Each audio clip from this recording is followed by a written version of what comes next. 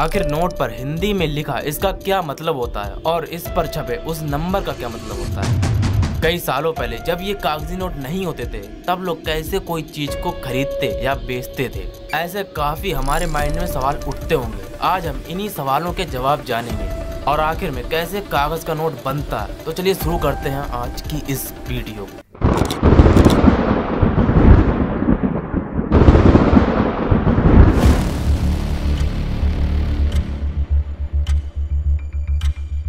उस समय के दौरान इंसान का जीना भी बहुत कठिन था और पैसा जैसी ऐसी कोई चीज नहीं थी जिससे लोग कोई भी चीज को खरीद या बेच सके। तो वो लोग कैसे अपना गुजारा करते थे। लगभग 10,000 साल पहले की बात है। उस समय लोगों ने एक सिस्टम बनाया, बर्तन सिस्टम। यानी जब किसी को कपड़ा चाहिए होता है तो वो अपने अनाज को लेकर दर्जी के पास चला जाता है और अनाज के बदले में कपड़ा ले लेता है। ऐसे ही 7,000 सालों तक ये सिस्टम चलता रहा, लेकिन ये सिस्टम सभी लोगों के लिए सफल नहीं था। मान लो आपको जूते की जरूरत है तो आप अनाज को लेकर एक जूते वाले के पास जाते हो, लेकिन उस जूते वाले को अनाज की कोई जरूरत नहीं है। ऐसे में लेन देन नहीं हो पाता था। इसी चीज ने इंसान को सोचने पर मजबूर किया कि ऐसी कौन सी चीज बनाए जो हर किसी को बराबर मान्यता दे। यहीं से जन्म हुआ सिक्कों का। लगभग 2,500 साल पहले तुर्की के लिडिया साम्राज्य में सबसे पहले धातु के सिक्के बनाए गए, जिनका नाम लायन कॉइन या स्टेटर था, क्योंकि इन सिक्कों के ऊपर शेर की छवि बनी होती है जो लिडिया साम्राज्य का प्रतीक भी था। ये सोना चांदी के मिश्रित धातु से बने होते थे। धीरे धीरे ये पूरी दुनिया में चलने लगे, लेकिन जैसे जैसे व्यापार बढ़ने लगा वैसे ही बड़ी रकम का भी लेन देन होने लगा। व्यापार को करने के लिए इन सिक्कों को साथ रखना काफी मुश्किल था, क्योंकि ये बोझिले साबित हुए। तब इंसान ने इस समस्या को दूर करने के लिए एक और कदम उठाया, जहां से शुरू होता है कागजी नोट का जमाना। सबसे पहले कागजी मुद्रा चीन के 7वीं सदी में तांग वंश के समय बनाया गया था। धीरे धीरे ये प्रथा एशिया से यूरोप तक फैल गई। भारत में कागजी नोट की शुरुआत ब्रिटिश ईस्ट इंडिया कंपनी ने सन 1770 के आसपास भारत में पहले कागजी नोट जारी किए। इसके बाद समय के साथ साथ मुद्रा में कई बदलाव हुए। अलग अलग देशों ने अपने डिजाइन, चिन्ह और मूल्य को तय किया। भारत में भी आजादी के बाद कागजी नोट को छापने की जिम्मेदारी को संभाला रिजर्व बैंक ऑफ इंडिया ने।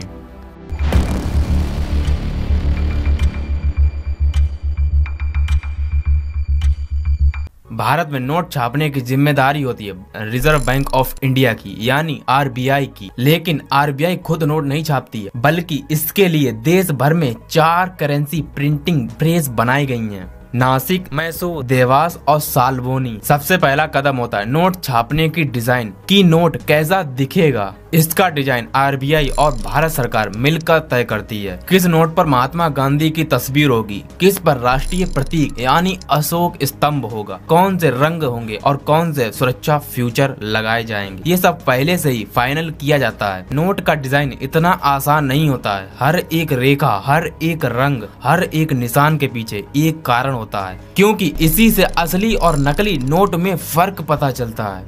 आखिर इन चिन्हों का मतलब क्या है, इसे हम थोड़ी देर में जानने वाले हैं। अब बात करते हैं नोट के कागज की। ये कागज कोई साधारण कागज नहीं होता है। इसके लिए खास तरह का कॉटन बेस्ड सुरक्षा कागज इस्तेमाल होता है। ये कागज इतना मजबूत होता है कि ये सालों तक खराब नहीं हो सकता है।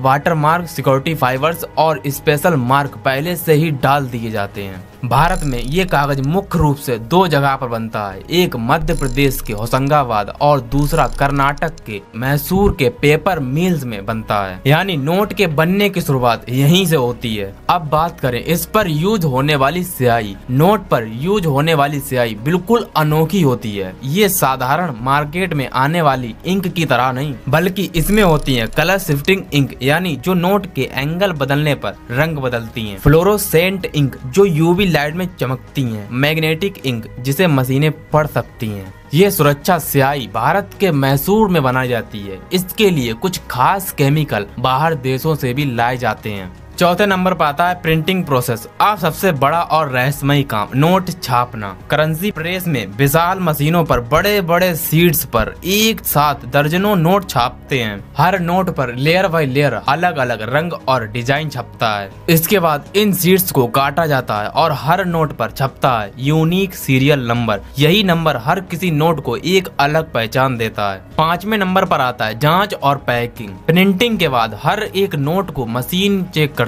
है। अगर कोई नोट थोड़ा भी खराब हो तो उसे तुरंत नष्ट कर दिया जाता है। सिर्फ वही नोट बचते हैं जो पूरी तरह से परफेक्ट होते हैं। फिर इन नोटों को बंडल्स और बॉक्सेस में पैक किया जाता है। अब ये तैयार हो जाते हैं आरबीआई के पास भेजे जाने के लिए। छठवें नंबर पे आता है डिस्ट्रीब्यूशन। नोट छपने के बाद सीधे रिजर्व बैंक ऑफ इंडिया के पास जाते हैं। फिर आरबीआई उन्हें देश भर के बैंकों तक पहुंचाती है। फिर वही नोट एटीएम से निकलकर या बैंकों से गुजरकर हमारे हाथों तक पहुंचता है। आप लोगों ने कई बार नोट पर लिखे ऐसा कुछ देखा होगा और उस पर छपे नंबर को भी। अब हम इसी के बारे में जानेंगे कि इन सब का मतलब क्या होता है। आप लोगों ने कई बार देखा होगा नोट के ऊपर रिजर्व बैंक ऑफ इंडिया लिखा रहता है। इसका मतलब होता है भारत में नोट छापने का अधिकार सिर्फ आरबीआई के पास है। ये गवर्नमेंट ऑफ इंडिया का हिस्सा नहीं बल्कि एक स्वतंत्र संस्था है जिसे कानून द्वारा ये अधिकार मिला है। नोट पर हिंदी अंग्रेजी दोनों में भारत और इंडिया लिखा रहता है। इसका मतलब साफ है कि ये सिर्फ मुद्रा भारत देश की है और इसे केवल भारतीय क्षेत्र में ही इसकी मान्यता प्राप्त है। नोट पर लिखा होता है भारत सरकार द्वारा गारंटी करत, मतलब हर नोट की वैल्यू के पीछे भारत सरकार की गारंटी है। अगर आरबीआई किसी कारण से असफल भी हो जाए तो भी सरकार को इस नोट की वैल्यू को मानने की जिम्मेदारी है। आपने नोट में जरूर पढ़ा होगा, मैं धारक को रुपए अदा करने का वचन देता हूँ। इसके नीचे आरबीआई के गवर्नर का हस्ताक्षर होता है। इसका मतलब है ये सिर्फ कागज का टुकड़ा नहीं है बल्कि आरबीआई का ये वादा है कि इस नोट की जितनी वैल्यू है उतनी ही मिलेगी। यानी 100 का नोट असल में 100 रुपए की वैल्यू के साथ रहेगा, ना ज्यादा ना कम।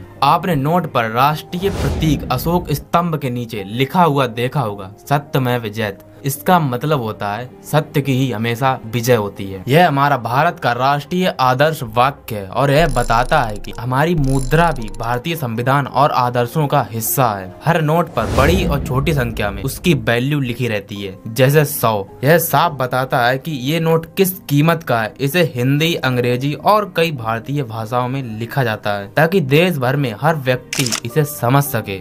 अलग अलग नोटों पर एक अलग अलग सीरियल नंबर छिपा रहता है। यही नंबर हर नोट को यूनिक बनाता है। कोई दो नोट एक जैसे नंबर वाले नहीं हो सकते हैं। इसी से आरबीआई ट्रैक कर सकती है ये नोट कहां से आया, कब छपा और किसने छापा। हालांकि कुछ चीजें लिखी नहीं होती हैं, लेकिन उन्हीं से असली और नकली नोट की पहचान होती है। महात्मा गांधी की धुंधली तस्वीर का वाटरमार्क और सिक्योरिटी थ्रेड, चांदी जैसी पट्टी नोट को नकली बनने से बचाती है। अगली बार जब आपके हाथ में नोट होगा तब उसमें लिखा हर शब्द और उसकी हिस्ट्री से आप पूरी तरह से वाकिफ होंगे, जिसे आप किसी और को भी ये बात शेयर कर सकते हैं। तो वीडियो कैसी लगी एक बार कमेंट में जरूर बताइए। मिलते हैं ऐसी ही किसी दूसरी वीडियो में, तब तक के लिए